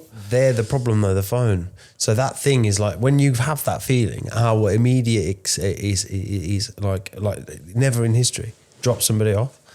Have a great night. It's been great to see you. Whatever, or you leave them whenever, and then immediately like lunchtime. Hey, how are you? How's your day been? Blah blah blah. Yeah, I think technology. What have you got to say now? I think social media and technology are the reason that relationships are failing so much. 100%. Yeah, but the statistics are so high now. It's so bad, mainly because of insecurity. and also the accessibility that men and women are to other possible mates. But also looking at other people's perfection. Yeah, but it's not conscious. People aren't going, well, their life's perfect. Why isn't mine? No, but yeah, subconsciously you keep seeing all this fabricated bullshit that looks amazing. But I think out there you can find that, but it needs to be cultivated in a historic sense. On the trauma thing, that's what people aren't perceiving as trauma right now, and it is. They're traumatizing themselves every day that they look at somebody's life, somebody's photo, and wish that they were better, wish that they were them, wish that they had what they had, because it's bullshit. It's mainly filtered, and then they have to start filtering themselves, and then because they can't look in the mirror anymore in the same way, and they get less and less. They're just getting further and further away from reality, and that's a big fucking problem. Yeah. It's like I think it would be one of the best things if they banned filters entirely. It would be so much better for everyone. Well, you get to see some, like, because again, I do it sometimes. I'll take a selfie, and I am self-conscious to a degree. Like people tell me, I get people tell me, you're a good-looking guy. And like, sometimes I can feel myself. I'm like, I am pretty good looking. But then sometimes I'm like, when we started shooting this, I was like, I do not like that angle. I do not what that looks like. Please, can you, do you think that might go though once you've healed some more self-worth stuff? Do you know what? It's an unanswerable question, because I don't know what this this journey's so powerful, because I don't know what is coming. When you begin your healing journey through life and you notice the things that come up and you start to treat them, new things arise that are like deeper and more ingrained and are related to something you didn't even know was an issue. Well, like, the reason I ask is because I was similar to you, how you feel right now about camera angles and how I look on the screen and what pictures look like and everything like that. And also image and having my hair cut regularly and beard perfect and this, that and the other. Like, being the way I dressed, the clothes, everything had to be neat. And then over the last year, that's all kind of faded away. Like, I like to look good, like, to a certain degree, but I'm not bothered. Like, I washed my hair yesterday and I drove with the roof down and my hair was like an afro. And I was just walking about and I went to get my hair cut and I was just like, I don't care. I really don't care. Like, it's nowhere near as important. I'm not saying I've dropped it completely, because I do think it's really good to have good self-care and to look good, to feel good. Yeah. But I don't care what people think. I think it's probably more. I'm happier in myself. I can walk down the street and not give a shit. I could not care less what people think. I think it matches up for me, like with the idea of self-respect. So for me to respect myself and honour my own wishes, if I desire to have a body that I want to choose, it was my job to fucking put it there. And if I want to drive the car I want to drive, and I want the things outside of me that I want to have, as long as it's not for external validation, then that's cool. Like, people will challenge you, like, why have you got a nice car? Why have you got a nice house? And why have you got nice this? Well, I want to get out of my nice car, go and get into my nice house, sit on my nice sofa and watch my nice TV. But some people are like, but it's not about money. It is not about money. It's about me picking the life that I choose. And because it's hard to get, because I've fucked up so much, I'm willing to go to every length to try and make that happen for me. Provide for my kids, give them a safe, secure future, show them in myself that I can do everything I'm advising them on, because we get advice from people that have never done what we're doing or have not been through what we've been through. Like, I want them to come to me, what do I want to be when I'm older? Whatever you want to be.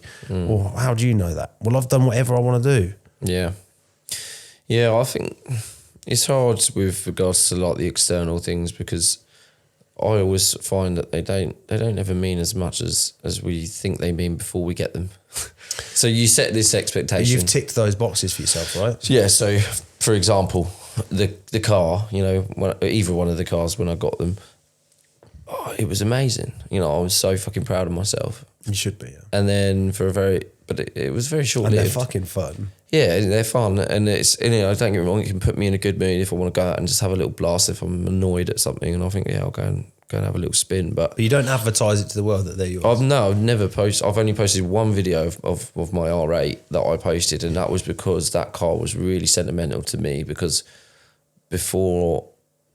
when I was 23, before I lost my company because of my drug abuse the first time round. I mean, you built a big business, didn't you? So yeah, it was multi-million pound business. And yeah, on paper, I was worth over two and a bit mil. At 23? At 23. And then I was about 6 months away from getting an R8. As part of my business partner and I made a deal with regards to like a target, if I hit this certain target, and I was like on track to hit it within the next 3 to 6 months. And then I lost everything. And I'd wanted that car forever. Ever since it came out, ever since I'd seen it, I wanted it. And then obviously that was 23, and then I got it when I was, 31. So when I got it, I was just like, I cried. I was so happy that I'd finally got that car. When I posted the video, I wanted to show people that, you know, you can lose everything, but you can come back and you can get it. Isn't that the exact same reason that I've just said? Like, I've failed so much that when I get there, it might not prove to be the same value that I think it is. Yeah, but I want to get there because I want to be able to look myself in the eyes and go, you fucking did it. Yeah, I think the R8's got a special sentimental value because of that particular story. But I think even beyond that though, after a while it becomes a car. It still will always hold a special place for me. And then the other cars, you know, it's a car. It's a car. And then obviously the house, but I love my house. But I love your house. But I love my flat. It's your own space. Yeah. I was just as happy there.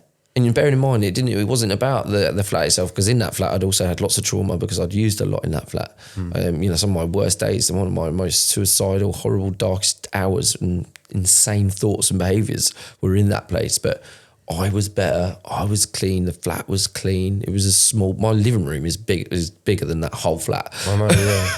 Now, but I was just as happy then. Like it didn't make a difference to me. And I don't get me wrong, I really love the space. I love that I've got the room to come and build this in here as well. But you did such a great job. Like, I was actually at work and you were like, yeah, I've done all this today, and I'm like, oh, we have a studio. Brilliant. But yeah, so it's I think if you, like I've said to you before, I think if you're focusing on in here, then everything else that you still have to build those things too and work hard at those things. But if you prioritise here as number one and everything else is second, third, and fourth, you'll keep them. Because I prioritised them as number one before. Oh yeah. So my number one was rich, car, house, money. You know, that was it. And then because that was all I focused on, I lost it all. Because when I got it, it didn't fulfill the gap that I was hoping it would. I was hoping it was going to make me not hate myself anymore. Subconsciously, I didn't consciously know this, but subconsciously I thought that this would validate me enough. It would make me feel worthy, and I would prove to everyone else, mostly Dad, that I was good enough, that I was amazing, and then it wasn't. And then it just became the worst drug addict, the worst person I'd ever been. Don't you think it's so interesting that between the pair of us, like, you know, we have that same... It's that same flavour that runs through, you know, I mentioned the flavour, like that same flavour that runs through our lives, this desire to succeed and get there and make it, because I just want to be seen. Yeah. I want to be, I don't care what everybody else thinks. Like when we went out in the R8 the other day, we went to that pub, everyone was staring at us when we got out of the car. For me, that was like weird. I've never done that before. And like I've sat down, we were having food, and people are looking at us, and oh my God. And I'm like, oh, you know, it's a weird feeling for me. But there's a day in my life where I want to be able to go out and click the button. I already have that now.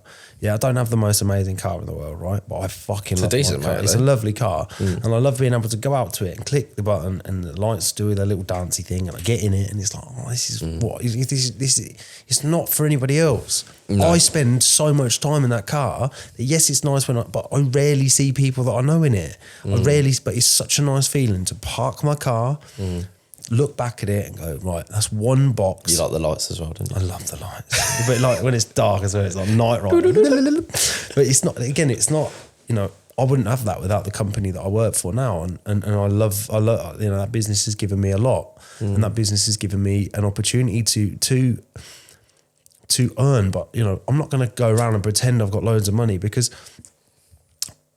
I haven't. I'm not going to pretend I have.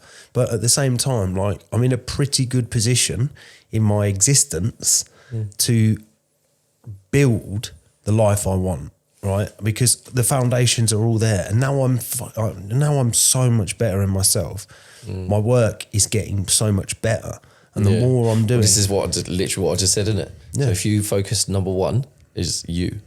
If this is good, you're better at everything else, and then it makes all of those things stick. But better at relationships, better at friendships, Everything. better at Everything. parenting, better at all of it. But it's just the thing that people don't understand. I don't think they always prioritise the career or how can I be a good person for them? How can I make them happy? Happy life kind of situation. How can I be perceived to be the best person in the world? Or how can I be perceived to be looking like I'm great and looking like I've got all my shit together?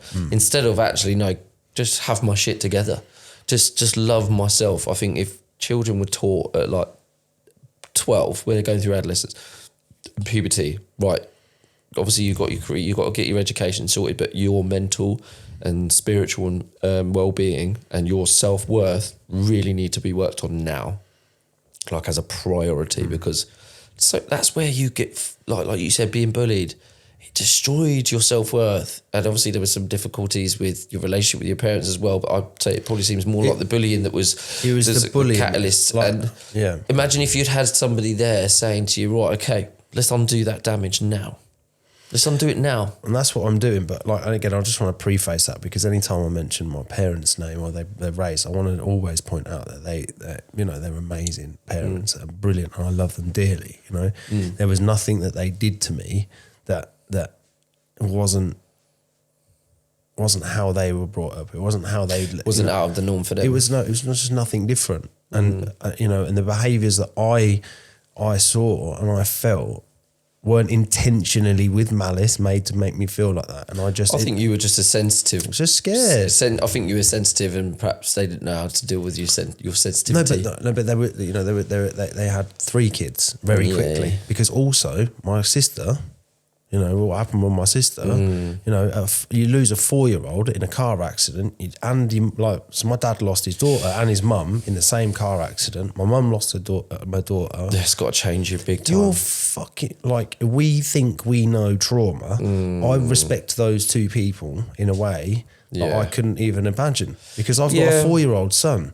Yeah. I and Bertie, man, fucking could you imagine? It's a little person now. But I said to you this before as well, I used to resent both my parents for what they did. But then I started, as I've learnt more, and I've obviously a parent myself, and I've become more aware of myself and how difficult life can be. I look at, my dad being as violent and horrible as he was, I understand it. I don't agree. He could have just walked away. Back then though, you didn't get divorced. You weren't supposed to break up, and they were highly religious. Really? Yeah. So we were Jehovah's Witnesses. Were you? Yeah. So I didn't have any Christmas and birthday till I was 12. Oh, I mean, that's enough to fuck somebody up. I know. That's on top of everything. I think underneath, my dad fucking clocked that and was like, "Yep, definitely. Don't have to pay for Christmas, birthday. Brilliant. Win Savings. Yeah, brilliant." So yeah, we did. So that was the other thing at school. So I was always quite separate from people, because I had to go out at assembly time because I couldn't listen to Christian hymns. I had to sit on my own. So I was already different from year 1. That's mad. Yeah, so I wasn't allowed to sit and listen to Christian hymns because was that a really convincing person that turned up at your mum and dad's house with the leaflets that time? No, so my mum already was, because my mum's really? mum. Yeah, so when they got, our family always was. We used to go to meetings to all the congregation stuff and that. As a kid, it was all right, but I hated it growing up because everybody else was having Christmas and birthday, and I didn't even know when my birthday was. I didn't even know till I was late, maybe towards 9, 10, because it wasn't a day, it wasn't a thing. So yeah, but getting back to why my dad was the way he was, I play the scenario out for him. So he had this really loving relationship, and they had 3 children. A 4th one comes along, and it destroys my mum's mental state of mind, and she just loses everything. She's no longer doing the house. She's no longer cooking really well. She's not really cleaning up. She's not washing. She's not looking after the kids. She's just letting the fucking kids run riot, smash the house to bits. My old man leaves at 5 a.m. to go and do a fucking paper round. Then he goes to his job. Then he goes to do another job after to do taxis, just to have enough money to pay for 4 fucking kids in the 90s. He didn't have enough, and he needed enough. Comes in at 9 o'clock, 10 o'clock at night after leaving at 5, walks through the door. She's pissed as fuck, swinging around a fucking, fuck knows what she used to do. Like I said to you before, she was pissing in the kitchen bin. You know, imagine walking into your house after doing all that work, no food on the table, kids all still awake, running around mad, smashing shit. I used to break stuff all the time. Did you? I was horrible. Yeah, I used to I'm doing stuff. Like I used to taking stuff apart. Like I'd have the backs off the remotes and shit, so then TVs wouldn't work. Really? So I used to get beat up loads for stuff like that. But can you imagine though walking through the door and then all of that chaos? Whereas only 6 months before you had walk in and you had dinner on the table, he'd lost his partner. He'd lost everything. And he was, and the effort that's applied, like, this is what I think is the maddest thing, is like everybody's fucking life is difficult. Everyone. In some way, we are doing things against our will. Work, money, fucking relationships. Like, we're trying to figure it out. We are trying to figure it out. This next generation is going to be fucked if we don't teach them self-worth and all that stuff, because social media, when our kids get old enough, mate, it's fucking insane. It's savage. Like I say though, I think bit filters, it needs to be banned. It's a constant trauma for everybody. Everybody's just losing themselves more and more and more and becoming less and less comfortable with who they are. And it's so fucking It's the multi-filters though, for me. Like, it's like, look, one filter, and like, if you're doing it for like, but if you've got 2 or 3 filters, and then you can just see the lines of you are blurred. I just think take it off. It's not real. Sorry, it's not. That's my view. It's not real. You're just decreasing self-worth by using filters. You're basically saying to the world, I don't value the way I look naturally. Well, and it's the marketplace, isn't it? It's like, different. Okay. When you say marketing, that's different. No, what I mean is it's the marketplace to find a partner, right? So, but what I mean is false advertising, though. That's exactly it. When you turn, like, I've been on dates in the past where I've turned up and you're looking at a 10-10 in pictures, and you turn on, please, that's not. I hope that's not received in any way other than like, I thought she was a fucking 10 out of 10. You get there and you're like, you don't look anything like your pictures. So the person that I was attracted to is not you. So that's not a measurement of the fact that I don't find you attractive, but it's not what you look like. You've been deceiving and dishonest already. Like, if I posted pictures of me with my abs up and when I'm shredded, and then I go out and I'm like fucking bin bag full of fucking yogurt as mentioned, you know what I mean? I look like a bit of Roman crockery. I don't want to go out and meet somebody like that, because I know I don't look like that. Yeah, you know what I mean? And then I've always got an excuse like, oh yeah, I'm just on I'm off season. I'm trying to grow, so my calories are high. Like, no, you just like pizza and you're fat. Admit it, Liam. What are you, like, I've been out and I've done it. Like, yeah, sorry, I'm just trying to grow a bit. No, you haven't. You really love eating an entire cheesecake. You love it. Admit it. But yeah, no, we'll go on to the social media one properly next time. I think it's a good one, because it's a big one. We can go on for ages about it. How long are we on, Stu? You're at 1:48. So not Fucking hell. Okay. We do this too. That felt like 20 minutes. Yeah, so we can just go on for hours and hours, can't we? You know, it just happens accidentally, but you know. But yeah, I think we've covered a lot of it now. I just want to ask you one thing, and you know, because introspectively, I respect your opinion on it, and I think you're incredibly smart, and I want you to sort of give me like the biggest teaching that you could. If you were to sit opposite somebody now that needed to hear the journey of healing trauma in their life, what's that message? What's it sound like? Of how to do it. If you had somebody in this room now, like, do you remember when we went out the other day? Oh yeah, okay. What do you need? Yeah. What do you need? Then obviously, like, what's the magic answer? What's the magic answer? We get, you're going to get that. It all depends on the trauma, but let's say use childhood one as an example. I'd say the most powerful and life-changing bit of work that I've done on trauma, on changing my behaviours and becoming and letting go of those behaviours is finding out where they came from. And to do that, you have to go back to the child, go back to the situation and relive it as an adult, but in the child. So you're the adult you are now. You can feel things real now.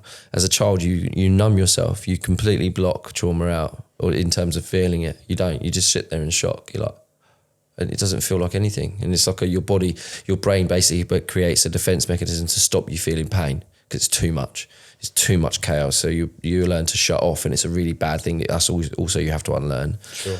But you have to go back there, and you have to accept how it made you feel. You have to accept how hard it was.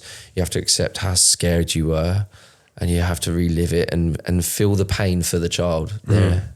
And when you do that, it's going to really hurt. It's going to hurt for a long time. And for me, you know, each time I've done that, I've dived into different traumas, different things that had happened, and it's left me debilitated for over a week. I didn't leave the house, and I was crying for 3-4 hours a day, and I was in bed. I couldn't move. I couldn't get up. It was really hard, but you have to be willing to accept that that's the level of pain you're going to need to go through again to realise how much it really affected you, because you're going to spend your whole life pretending that it didn't. And if you do that, it's buried in the subconscious and it's coming out at all the people you love. If you had to start this process all over again, with knowing what you know now, what would you do differently about it? I wouldn't date. No birds for a bit. Step one. Yeah, no, I wouldn't. Because obviously I had 29 years of, I wouldn't get into a relationship. You know, I said to you about Lee the other day, how he's done it. You know, I'd 2 years, look at what he'd done. Wife. 3 years. 3 years he's not had, no, not your Lee, my Lee. Oh, is it? You know, I said about, he came around the other day and I was saying about how he's well, my Lee did 2 years as well. Yeah, so we're not comparing Lee's. He did 2 years and he's married. So yeah, I would continue with the work. I would do breath work straight away, because I only picked that up in the last 18 months. Sure. And I would meditate consistently, because I did it for the first year, then I had a year off, and then I got back to it 2 years ago. And I would journal daily. I would do all of those things every single day, and I wouldn't have dated for a year at least. I'd get to know myself. I'd understand my pain. I'd understand my behaviours. I'd probably still make lots of mistakes in the relationship setting anyway, because you can't grow in those areas until you're in those scenarios where you are triggered and you're challenged daily by the people that are in your life. And also you can't guarantee what the other person's going to be like. No, yeah, exactly. But I also do believe in the fact that you're going to attract somebody who's mirroring where you're at. So if I'd spent a year healing myself, I'm going to attract somebody who's more in line with where I was at then. Likelihood is I'm going to find somebody in a better situation. Sure. But obviously my last relationship, I was doing the same behaviour. I never stopped using drugs. You know, I never stopped using drugs. I didn't stop using drugs until 6 weeks ago. You know, dating is a drug. Validation is a drug. If you're an addict and you're using it as a drug, it's a drug. It doesn't have, it's not for everybody. I don't think it doesn't. But if you are using it to draw your safety and comfort and validation and self-worth from, there's absolutely nothing to lose from trying, though, is there? Like what we're doing now, if you're not happy in your life, if you were categorically every day getting up, feeling like shit, you're not doing your life how you want to do it, you've got nothing to lose by trying. No. Nothing to lose. And what is it that the recovery meetings say this? If you think you can find another softer way, give me 60 days of your time, try this every day with the best of your abilities for 60 days and tell me if it's not for you, you can go back to your old life. Yeah. You know what I mean? The thing is with dating though as well, like it makes it easier. The pain's less because you've always got somebody there. Oh yeah, well, especially if it's related to trauma. I think if you remove everything, so say you take your drugs away, you say you're like me. I'll use me as an example. I did 29 years. Sorry, not using 29 years. I was using 14 years using. And then you just stop. That's been your blanket for 14 years. Suddenly all these feelings come back and you haven't got the girl there to comfort you, to make you feel better, to make you feel worthy. Remove that too, it's going to be real fucking hard. Oh, chaos. I mean, if you did that when you first got in, I guarantee you'd have relapsed. Potentially, yes. But I don't think I would have if I'd have discovered breathwork, meditation, cold water. If I was doing all of that, I don't think so. Well, if you had the strength to do it. But yeah, it would have been really challenging. But, you know, we all have these paths. But yeah, sure. That would be my advice. Well, I appreciate you sort of going into all that. And yeah, it's good. What about you? Oh, fucking hell, here we go. I'm gagging for a wee as well. I mean, really, for me, it's like, if I could go back and tell myself how to do things differently, it's really fucking forgive yourself. Because a lot of my trauma is me And what I've done, because I know every dodgy thought, I know every seedy action, I know every fucking deceit, every lie, every time I snuck off to pick up, every time. Like, I did it for years and years and years. I'm an everyday user. If I'm on it every day. And, you know, when I first started drinking at 15, the first time I got pissed, I downed a bottle of Malibu because the bigger boys told me it was how to do it. I was fucking para. I woke up behind the bus stop, wrapped in a fucking duvet because my mates left me there. And it was like, that was me. I didn't know anything else. And that was how I drank and drank and drank. And then it was like, I was getting into fights a lot. And then I started doing the gear. And then the gear was like my protection from getting to that level. But then it was like, oh, I love this. And then that was it. I was on it and I was doing it every day. And I did it for years and years and years. And I started getting sober when my little girl was born. And it took me till the 22nd of May, 2019 to get long-term sobriety, just to get some years under my belt. And even then, it's not been a perfect process. It's been a hard process. It's been, you know, challenging in relationships because you're trying to deal with their trauma and your trauma and the past, and like, you know. It makes it easier in one sense, but it makes it a lot longer and harder in another. The first thing I've ever come to, the most amazing, every time I've come to these realizations, I am enough. Right, and that's from childhood, that's from school, that's from relationships, that's from rejection, that's from everything that ever went wrong. Is I am enough. And if I learn, because it's banded on fucking, you know what I mean? You go in someone's bathroom and it's got, you know, all these little sayings everywhere and these memes everywhere. It just dilutes the meaning. But when you tell yourself, right, and you believe it in your core with every part of who you are, I am enough. You can face things differently. Like there's nothing somebody can say to me now, because I'm the guy that gets up at 4. I'm the guy that goes to the gym. I'm the guy that eats the food. I'm the guy that started a podcast. I'm the guy that's done this. And I'm not doing that for ego. It's like, because these are the things I want to do. If I tell you I'm doing something, I'm fucking doing it. And that's where you get the confidence from. And that's when you start to believe in yourself. You know, Scotty says to me every day, he says, in every area of your life, back yourself, because you are smart. You have got integrity. You are this, you are that, you are everything you think you are, you are. And if you think you're not, you're not. You know what I mean? Yeah, the I am enough thing is important. I think it takes a lot of time. It took me a lot of time 2 years, I'd say. 2 years, no drugs and therapy every week. Until I started to just started to feel enough. And I think the reality is I've only probably for the last year really known I'm enough. And it's nothing to do with anything that I can do externally. It's just about myself. It's nothing to do with my house. It's nothing to do with my car. It's nothing to do with my job, my career. Nothing to do with being a dad. It's just knowing that I love me. I just love who I am. And that's a really scary thing to say these days, because I finally feel that in myself for the very first time in my entire life. I like who I am. Because I'm not doing all the stupid shit. I'm doing all the positive shit. But I'm also accepting where I'm wrong and taking the time to change it. Big one. Massive. Bigger than anything else. Isn't it? Love it. Bro. Sick. Looking forward to next week already. Social media coming up. I think, are we going to do social? What do you reckon? We'll see.